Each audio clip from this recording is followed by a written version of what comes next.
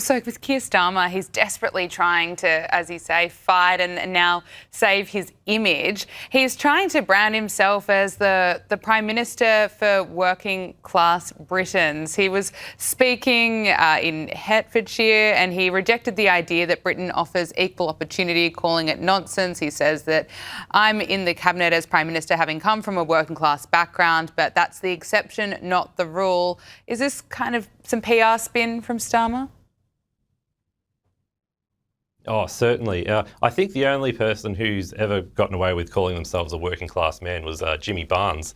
But in politics, I think the rule is if you have to say that you're working class, you are probably not working class.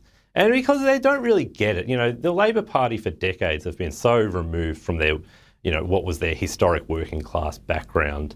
If you have respect for workers, you understand that what they appreciate is sincerity.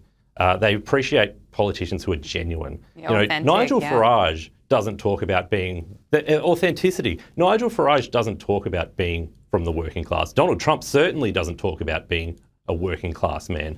But what they offer is attention, and they talk about the policies that workers actually care about. Exactly. And so the question, and this is where Keir Starmer really falls apart, is his government has not dealt with those issues. The working class communities and towns have been economically hollowed out. The rising crime rates have made it unsafe to raise a family. And the families and the parents who are getting knocks on the door at 3 a.m. by police because they've posted a social media comment that the government disagrees with, well, they probably don't have much love for Keir Starmer either. So before you start talking about being working class, actually answer the question, what are you doing for them? Mm-hmm. Great question, 100%. Couldn't agree more with that authenticity, and that's what we're seeing with Donald Trump, it's what we see with Nigel Farage. Before we move on from the UK, just quickly, London Mayor Sadiq Khan says that his ultimate goal is to reverse Brexit and rejoin the European Union. Can I get your thoughts on this?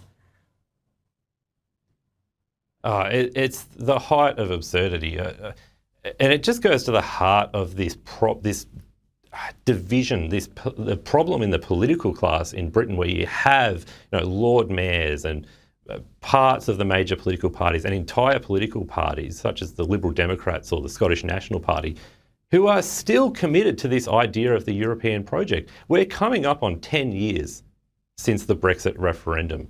At every stage, elites and the political class have thrown up roadblocks to make Brexit more difficult to actually achieve. And the British people, they've just had enough.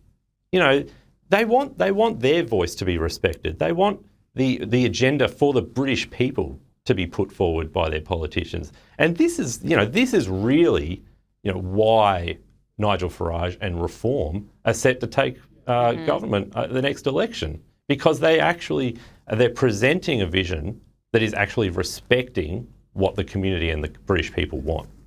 Now, US President Donald Trump has hosted Israel's Prime Minister Benjamin Netanyahu for talks on Iran. Donald Trump posted on Truth Social that there was nothing definitive reached other than I insisted that negotiations with Iran will continue. We'll continue to see whether or not a deal can be done. If it can, I let the Prime Minister know that will be preference. If it cannot, we will just have to wait and see what the outcome will be. Of course, last time Iran decided that they were better off not making a deal and they were hit with midnight hammer. That did not work out well for them. Hopefully this time they will be more reasonable and responsible. Look, these talks have been dragging on for some time now. Of course, we also know that the US president has been overseeing this military build-up in the Middle East. Morgan, what do you make of the outcome, or not so much of an outcome, from those talks today, and how this is going to play out? It's so hard to see how this plays out. And one of the big problems is a country like Iran, they're very difficult to deal with. You can't really deal with them in good faith a lot of the time. So how you actually get to an agreement that both sides will respect and is actually beneficial for global security, it's really hard to see how you get to that point. And I feel like this is there's a longer story here about this sort of 4-decade Iranian nightmare that's that the West has been dealing with ever since Jimmy Carter ushered in the Iranian Revolution. And we've been dealing with a radical sort of Stone Age regime in Iran that doesn't really respect the international order, it doesn't respect the West, it really wants to do things their own way. But they're a very belligerent and hostile entity. So, I want to hear more about what is the actual end game?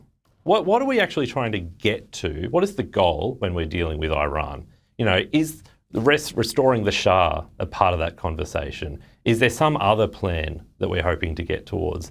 I find, the day-to-day is, it's really quite sticky and difficult, but, I'd like to see more detail or more thought about, like, what are we trying to get to with Iran? Because that's the long term, that's really what I care about.